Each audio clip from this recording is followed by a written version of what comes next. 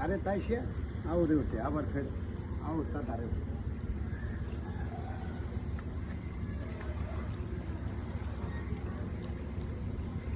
অনেক দম, মানে অনেক দম আর ধৈর্যের ব্যাপার আসলে এইভাবে মাছ ধরার।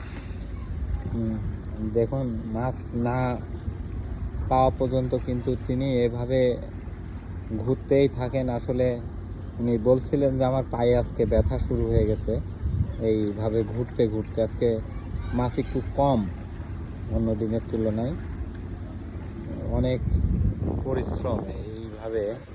দেখুন, এটা ঘুরাইতে হলে আসলে শরীরেও প্রচুর শক্তির প্রয়োজন।